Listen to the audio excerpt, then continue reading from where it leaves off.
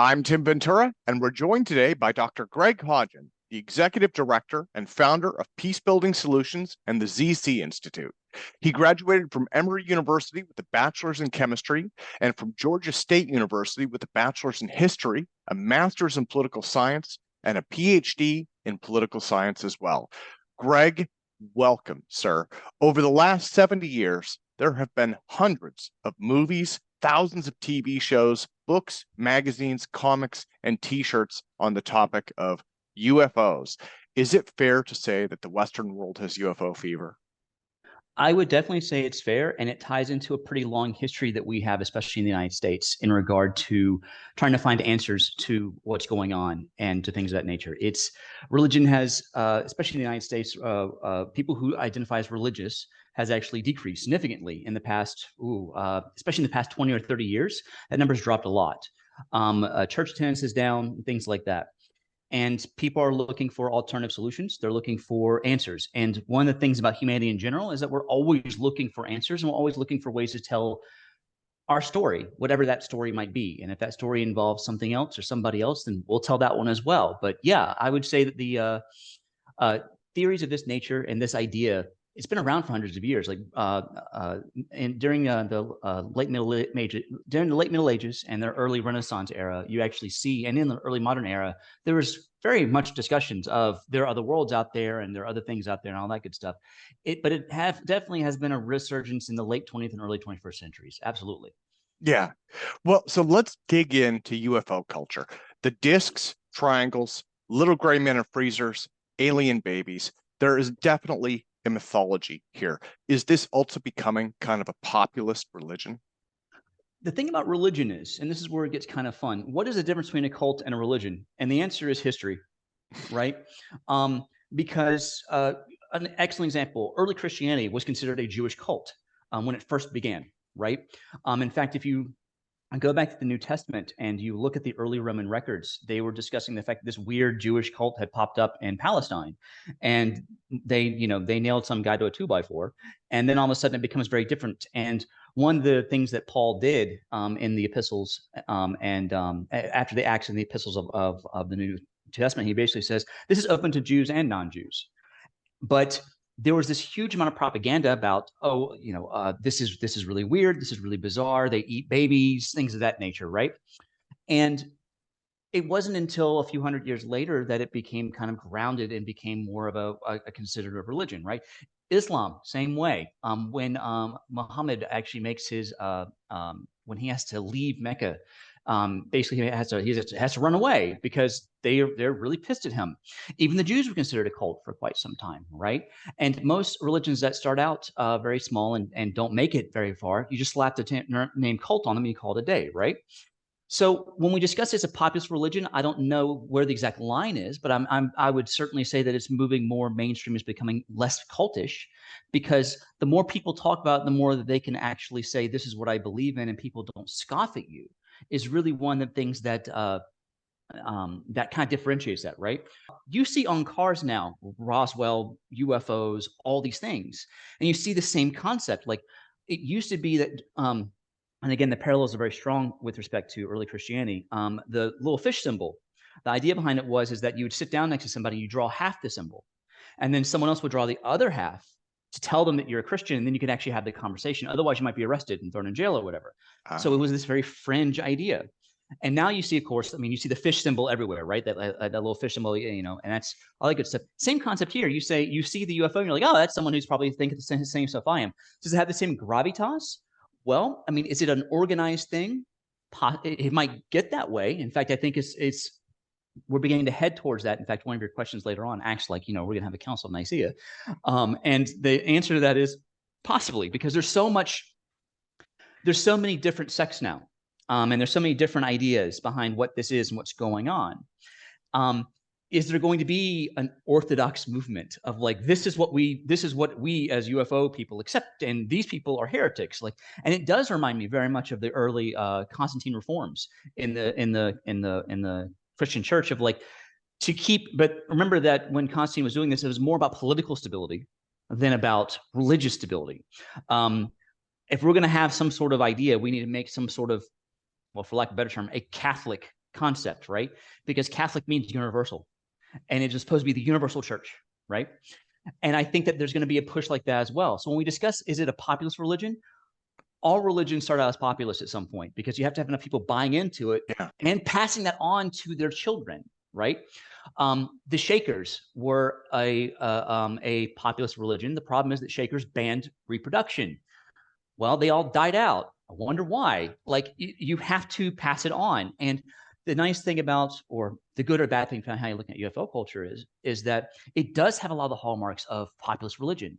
And it does have this grassroots idea of like, oh, you believe this too. Maybe I'm not crazy. Maybe I'm not totally wacko. And even if you dive into the science of it, is there life on other planets? Well, possibly. I'm not going to say for sure. I haven't seen any direct evidence, and there hasn't been any direct substantial evidence of that. But I'm certainly not going to say no. Good scientists keep their minds open, right? But for some people, they do take this as an article of faith, and that's the difference, right? I haven't seen it, but I'm going to believe in it whether anybody else does, and I'm going to hold on to those beliefs. And people consistently ask, why don't humans act rationally?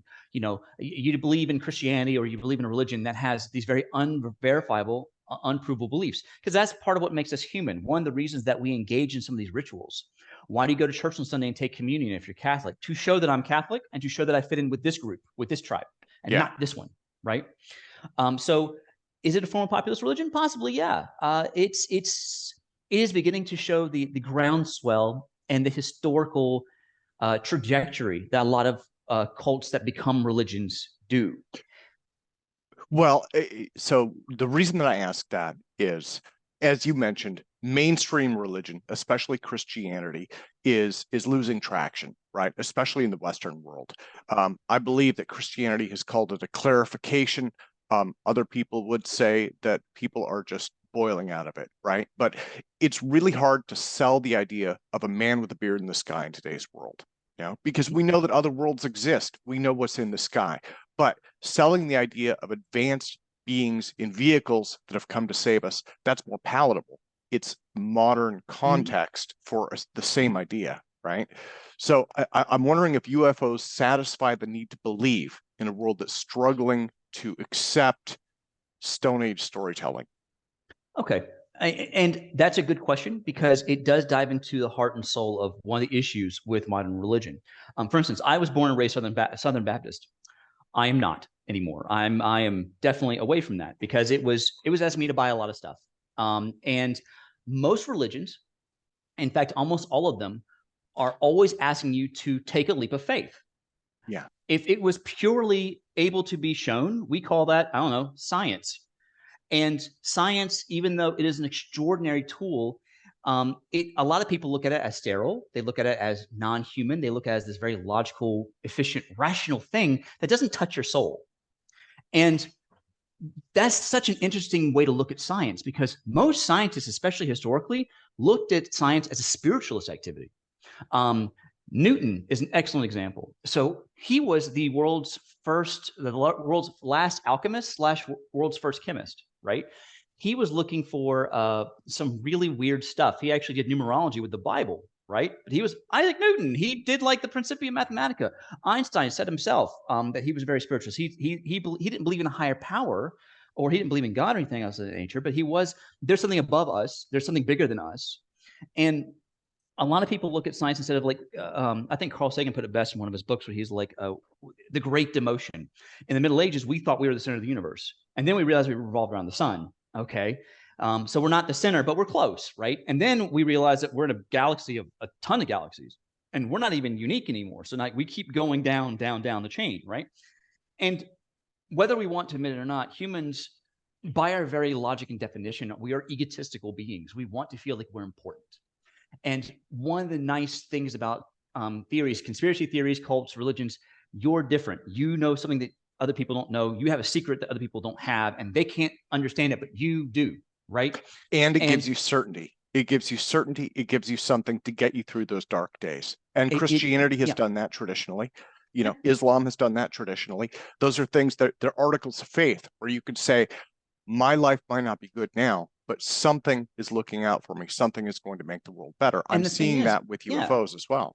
Absolutely. But the thing about Christianity is, and it's kind of funny when people go, "Oh, religion is this static whatever thing." No, it's not. Like, look over the past 2,000 years, and you see how Christianity has evolved in ways that our ancestors couldn't imagine. Because just like with any other system, you have to evolve, or you will fall to the wayside. Yeah. Um, Old school Calvinism is gone. Like, we don't talk about Calvinism anymore because it does not adapt. It did not adapt to the modern world. So you see religions spin off. You see religions die. The ones that adapt will stay around. And I don't want to use Darwinian terms, but in some cases, just like concepts and memes and religions also follow certain rules in that regard. And if you don't adapt to those things, you lose adherence. And the less people who believe in it, then the less chance is going to get passed on to somebody else, and the less people buy into it, right? That's why, again, cults and religion are different with respect to the amount of time, also the number of people, right? Because, well, And let's be honest. mainstream acceptance. I think that's the big thing, mainstream acceptance, right? And what is interesting with UFOs, and one of the things that makes this timely is the congressional hearings, right? Right. It seems like it's building momentum and it's breaking through. Now, traditionally speaking, the government has kind of snubbed its nose at it. The scientific academies have snubbed their nose at it. The mainstream has looked down on UFOs. That seems to be changing. And that is what interests me in terms of There's this belief something, system. and you're not wrong. And there's something very interesting about this as well. When you believe in a religion or in something of this nature, right? You're actually falling into something that social scientists look at called the just world hypothesis. And the idea behind that is good things happen to people who are morally or ethically good, and bad things happen to people who are morally or ethically bad. And which means that if I'm a good person according to my cultural norms and regulations, then good things will happen, right? Christianity has a great example. If you're good, even in this life, and if this life is bad for you, the next life will be better, right? And so the just will be rewarded and the wicked will be punished. You've been told that for golly knows how long, right? That's not the way the world works, unfortunately. We want it to work that way. And then, in fact, there's an entire branch of philosophy called theodicity. Theodicity is actually the concept, it asks the question of all religions and all moral systems. Why do bad things happen to good people? And why do good things happen to bad people? And the answer usually from a religious standpoint, from a Christian standpoint is free will, shut up. That's just the way it is. God gave us free will. Otherwise, we'd be slaves, right?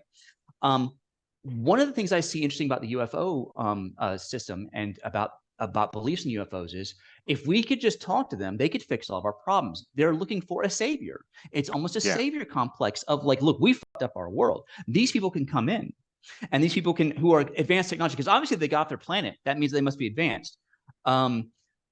Did the Aztecs feel the same way about the Spanish? You know, just because you got over here does not mean that you're a friend. Just because you're here does not mean that you're our buddy. And just because you can build starships, just because you can build massive ships that can move you across oceans, does not make you a good person. Technology is neutral. We don't know. When people say, "Well, if the aliens would come and just talk to us," I'm like, "Did you watch Independence Day?" That doesn't mean that they're good, but people want to buy into this idea that there is a higher power, whether it is a spiritual higher power or technological higher power. And to this one, I would say UFOs very much fall into this idea of going for that higher power, subservient to the higher power. Clarke's third law: any sufficiently advanced technology is indistinguishable from magic, right? Yes. And so when we talk about UFOs, you look at the Old Testament, oh, God stopped the sun, or he stopped the Earth's rotation. Well, if you got enough energy, you can do that yourself. If you got enough power in a spaceship, sure. Beam them up to the ship. There's a great piece in, the book of Ezekiel actually discusses a chariot that lands and talks to Ezekiel, and it's got flaming wheels on the side. Was that someone saying that we had UFOs have already visited us? I don't know, but Well, why and not, and right? that goes to a later question that I wanted to come to. But Oh, before okay. we do that though, I want to get into the storytelling aspect of this. So UFOs, because it's in the news, because I think emotionally we're all really close to this. A story that I've worked on in the past that seems very similar to this was the Philadelphia experiment. Now, Ah, I've done a lot of research on this. I personally believe that something happened, probably just hurt a lot of sailors and was covered up. That's my own personal belief based on a lot of records. But The other thing that I've noted is every seafaring civilization has a ghost ship story. And regardless of the veracity of those stories, the Philadelphia experiment fills that emotional need for lore in the modern era. Right? The Flying Dutchman doesn't work in the 20th century. It doesn't work in the post-World War II environment, but the Philadelphia experiment does. So could UFOs play a similar role in a more general context? Absolutely. We are such a storytelling people, regardless of culture. By the way, yes, everyone has a ghost ship story. Everyone has a flood story as well, right? And the Noah's Ark story is only one. In fact, the Babylonians had one before Noah's Ark was even written down, like before the Bible was even written down. So there are certain stories that are probably almost like these, just like you said, these memes that have been carried around through thousands of Yes, years. and a lot of those are survival oriented. Now, one of the things that I've read, and I could be mistaken about this, I'm sure that someone will correct me, is that, for instance, you're not supposed to, going way back, you're not supposed to mix milk and meat in the same bowl. Now, the reason for that supposedly was because the clay bowls that they used at the time were porous, and you would basically create toxic food, Mhm. right? But it That's became actually part one of of the their main canon. arguments. Yeah, that's one of the main arguments with respect to why the Old Testament, the Jewish Torah, has the rules about food Yeah, that they do. You can't mix certain things together because of those things. Because without modern refrigeration or anything else that nature, you don't put these things together. It wasn't like and the only reason they added the divine aspect to it was to make damn sure that no one actually did it, because we've already tried this stuff out, right? And this actually has some analogs with current tribes in Papua New Guinea. Jared Diamond did a great deal of research in collapse, guns, germs, and steel and whatnot. He did like 20 or 30 years of anthropological work in Papua New Guinea. One of the things he realized was that, one, as a Westerner and you out there, you don't have any kind of indigenous help. You're gonna die because you don't know what mushrooms you can eat, which ones you can't, and all that stuff. All that information has been carried along, but it's been carried along, one, as the old people, because old people in their society are their libraries because they're not literate. So they have all the knowledge they pass on to somebody else. So you keep the yeah, old people alive because of that, right? But also their stories. You tell stories. If you look at the Homeric myth cycle, if you look at a lot of the Epic of Gilgamesh, you look at these very old stories, they're teaching morals, they're teaching ethics, they're teaching life lessons, and they're designed to be easily memorized. That's why you see them in a certain cadence, so you can put them in your head very easily. And they repeat the same information over and over and over again to make it easier to put in your head, right? And so we don't need that as much anymore, but those storytelling rules are still the same for us. We still yeah. want that idea that we are connected to something bigger. Humans have this innate need. We are insanely societal animals. When people go, why did humans take over the world? The answer is, one, our intellects, right? We put, to use a D&D reference, we put all of our points into intellect, right? We don't have sharp claws. Yes, we have stamina. We can outlast somebody by just walking. Don't get me wrong. Like, we don't do the short bursts, but besides that, all of our points go here. We don't have sharp claws. We don't have this massive fur. We don't really defend ourselves that well. But the other thing that we have is each other. We can communicate. We tell, to take down a big, massive lion, I'll take 5 of us. Some of us distract them, the other ones take them down, right? I can't do it on my own. So we built these very large social fabrics so we could work together. Those two things together means we took over the planet. We knocked out everybody else. And we did it pretty rapidly too. When you look at the anthropological record, we just did that. Part of that means we have to be part of the culture. We had to be part of the social system. One of the worst things that could happen in ancient Greece was actually being expelled from your city state. You were exiled for 10 years. You were alone. You were not a person. The Vikings, when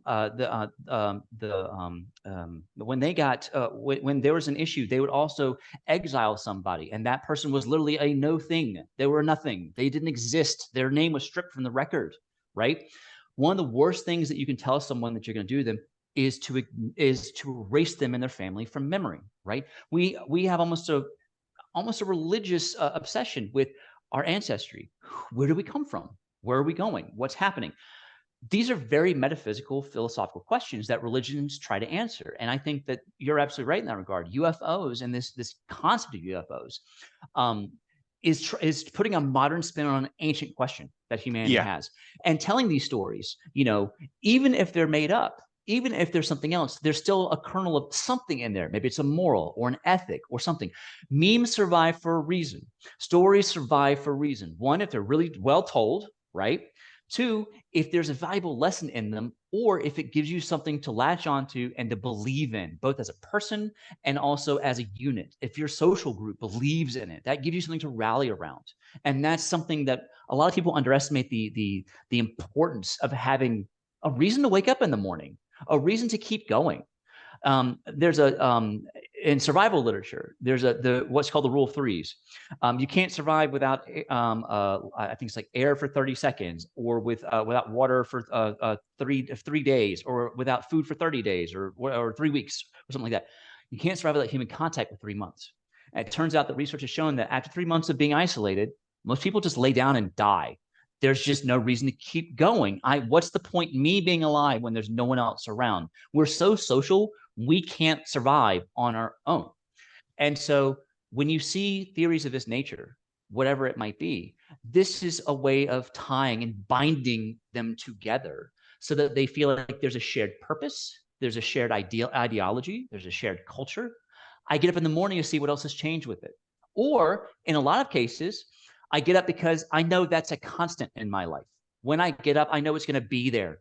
And I know that when I talk to these people, they don't think I'm crazy, that they share the same concepts that I do. It doesn't matter what the concept is. As long as it's something that I can share with somebody, that's what's important to me. Yeah. Well, in terms of the stories themselves. So, I mean, turning back the page, George Adamski had said UFOs were from Venus, I believe. Billy Meyer had said the Pleiadians. Bob Lazar claimed they were hiding in Area 51. Once these stories are in the mythology, they seem to stick. So this goes to the Council of Nicaea idea. Do we need a council at Nicaea to determine accepted canon on the UFO issue? Or is that what the congressional hearings are for right now? I think the congressional hearings are kind of they're giving an orthodox basis to build off of, right? Here's the sandbox. How you want to draw your lines inside the sandbox is up to you, right? And when you discuss Venus and the Pleiadians and Area 51, religions grow as well. This is what happened. A good example, transubstantiation. The idea that when you ate something, it literally became the body of Christ.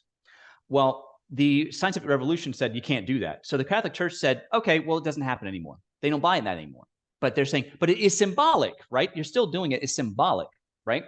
So these things evolved. I would say just like that, UFOs evolved as well. And the concept of UFOs, they didn't come from Venus. We know it's empty. The Pleiadians, Area 51, there's no one come from Venus or Mars. We know the solar system's dead. Look at the early 20th century, War of the Worlds. Where did they come from? Mars.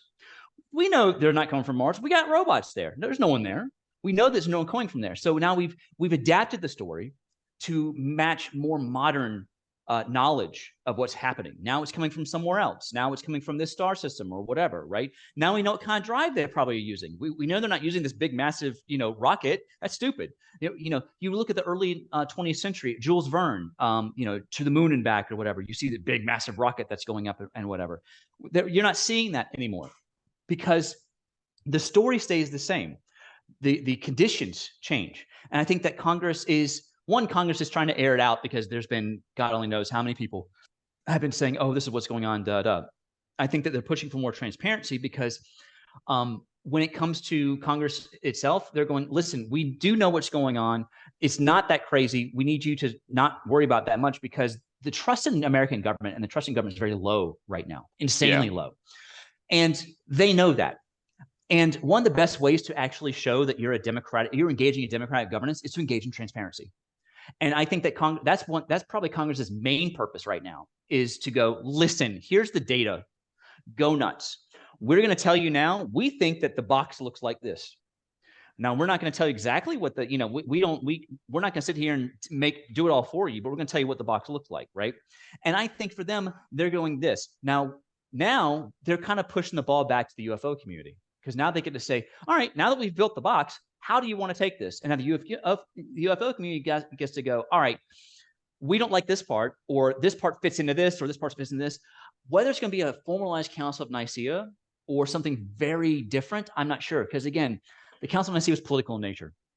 Who's the head of the UFO community right now? And the answer is there isn't one. There's 20 or 30 or 50, right? There is no centralized system of what UFO orthodoxy is. In fact, go to a UFOologist and ask, what's the orthodox opinion on UFOs? And they'll laugh in your face, right? Because there isn't one consistent Now, concept.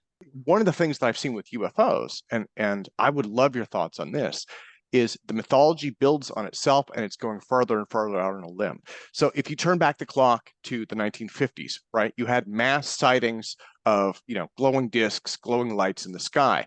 That was a UFO. That was UFO culture back then, right? And it was tied in with communism. It was tied in with our fears about, World War II in that era and the nuclear area and everything. But back in the 50s, it was flying discs. Then at some point along the way, you get to Close Encounters of the Third Kind, and then all of a sudden we're seeing aliens. And, then you go from there and you've got like alien hybrid babies and stuff like that as this next step. So it builds on itself and it gets further and further out from that observational base, I guess. Mm-hmm. Do you think that what Congress is doing is trying to basically take this back to first principles? Possibly. I think that Congress is also doing this from a national security standpoint. Because one of the major things that they're saying is, look, we see what's going on. We have a decent idea of what this is. Maybe it's the Russians, the Chinese building something new. Maybe it's our weird experimental tech. Some of it, we don't know what it is. And people hate more than anything else being told by people in authority, we don't know something. It's almost antithetical to most people. The government, it's the government. They should know this stuff. And one of the main differences between science and religion, because there's a great quote by the Dalai Lama when he was talking to, I think he was talking to either Carl Sagan or a scientist. It might have been Richard Feynman. I can't remember off the top of my head. But they're like, there's no scientific basis to say that reincarnation is wrong. And Sagan was like, or Sagan or Feynman was like, well, that's true, but how do you prove it? And he's like, well, that's why we're a religion. Like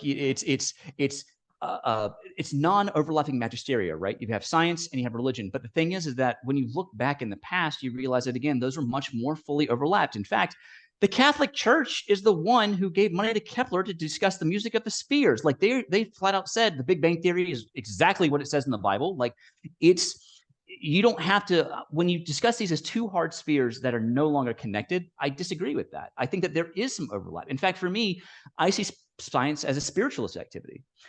The reason is because, perfect example, right now inside of you, you are made of stars, and you were connected to the universe in a way that we couldn't even comprehend until the 20th century, because the heavy elements in your body were made by supernovas, right? So we are literally star children. Now people go, oh, that means you must believe in astral projection. I didn't say that, right? But we do have this physical connection to the universe. The language of life is 4 letters. It's A, G, C, and T. That's it. That's what makes all of us and all of life. And you can trace all of our life all the way back to one thing. How is that not bigger than us? How is that not bigger than me? How is that not something like that? So when you take these and you kind of tear them apart, I would say there's plenty of scientists who are religious. There are plenty of people who are the average Joes who are big believers in scientists and big believers in science because it might have saved their life. Perfect example. My grandparents were staunch Baptists. They got vaccinated. Why? They watched friends die from polio. They watched people. They saw scientific progression. That didn't change their belief in God. In fact, their thought was very much like Galileo. Why would God give us brains if he didn't want us to use them? Right? Yeah. And so when we talk about these non-overlapping magisteria, the fact that it's religion versus science, it's a blur. I would say they overlap. And so mainstream science and UFOs, it's not that they don't like each other. It's that mainstream science goes, look, where's the proof? And everyone goes, I saw it. Okay, cool. I was abducted. Did you steal an ashtray? Did you get something from the damn thing? Well, no, that's non-verifiable. I can't buy into that, right? And so, of course, now the problem with that is when you tell somebody, I don't believe you, that's hashtag me too, right? Like now you've had this huge issue of like, but I saw it. That's what happened. But the thing is that, let's discuss Occam's razor. Did you actually get beamed aboard a teleported aboard a ship? Or did you just have a hallucination? Did you take a weird drug interaction? Did your brain just kind of fire off the wrong way? We don't know. And that's you could make the case, right? And I'm going to piss people off saying this, but I've never seen the tablets with the 10 Commandments. There are many, many, many, many things in the Bible that no one has ever seen. We accept. Where's the Ark of the Covenant? Yeah. We accept them You on know, faith. right? You accept them on faith. But now here's the interesting thing about that, though. With that being said, I'm pretty confident that in the last 6,000 years, someone broke the damn things, right? Like it's been a long time. I get that. If you were just abducted last week, that's a different story, right? That's a Like good you point. were just there. You were just there, right? You were literally right there. Religion, on the other hand, like that's thousands of years ago. You have to take it on faith because those things don't exist anymore. And there's no way to do that. Now, with that being said, to push back on you, I can't believe I'm saying this.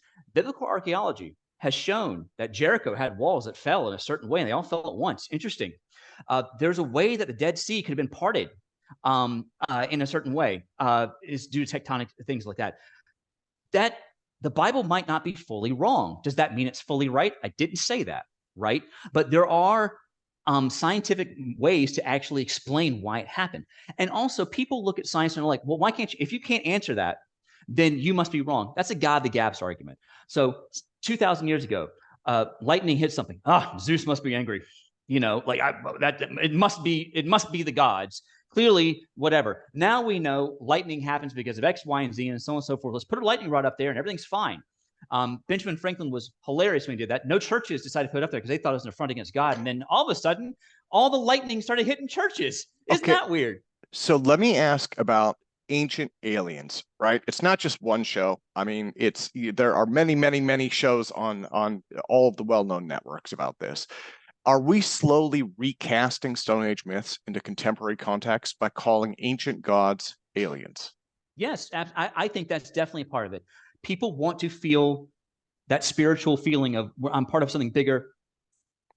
And honestly, I think a lot of people also want to feel like there's something bigger that's going to take care of me. Like I said with the just world hypothesis, there's a supreme arbiter of right and wrong, right? And as long as I do X, Y, or Z, I'm going to be okay. And in our more secularized world, in a more scientific world where, let's be honest, we are calling people on phones that were considered just sci-fi 20 years ago, 30 years ago. Our computers, I mean, my laptop right now has more power than the entire U.S. space program to the end space shuttle program without any questions whatsoever. Like, it's insane. That means that these stories have to be recast. I can't talk about the ancient guy who's sitting up there. Maybe it's just advanced technology instead. But again, if someone can walk in and reverse time or stop the sun or whatever, what is the difference between that and a god?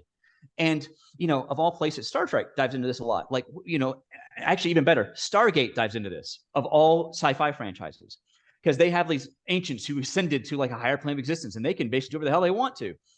And someone asks, well, what's the difference between them and a god? And the answer is intention. Like, that's it. Like, if they can do all these things, what's the difference? Because they're actually asking for worship. And it's the same concept. Like, if you have someone showing them a spaceship, they're so far beyond us.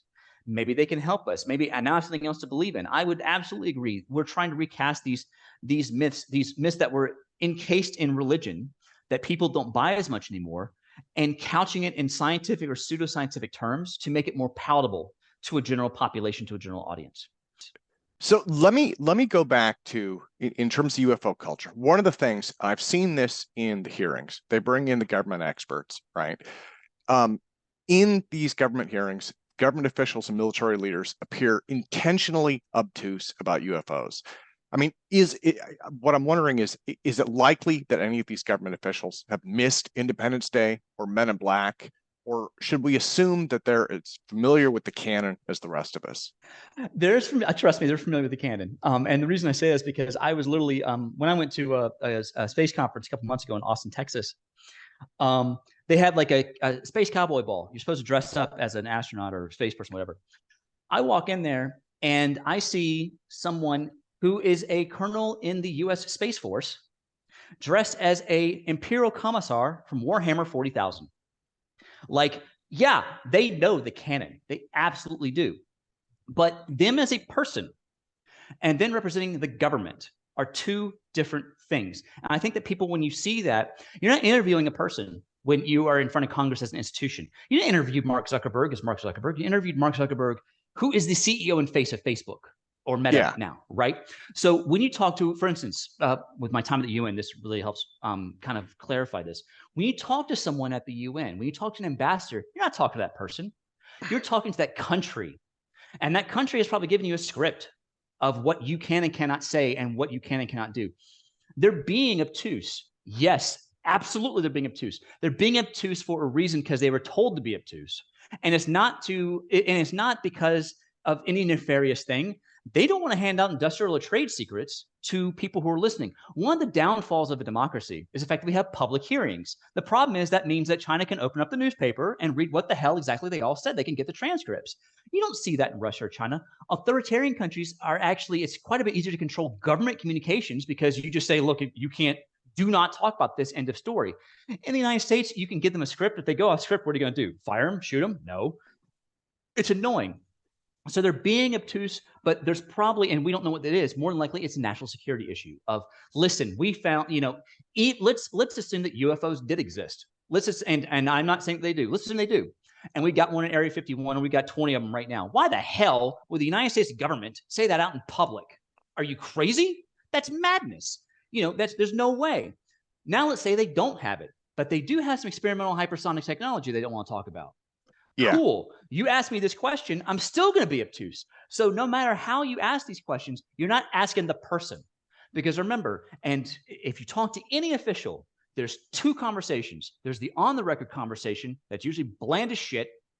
There's the off-the-record conversation that you'll never talk about to anybody else, where they'll tell you what's really going on, right? Well, yeah. And one of the reasons that I'm asking so much about this is I think all of us feel like something is going on, right?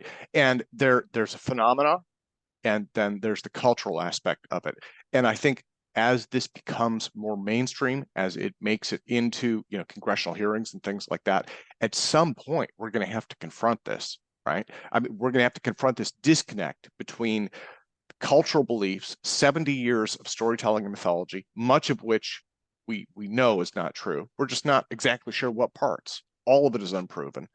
And then fact-based, evidence-based science, some of which is probably true, but we're still not entirely sure.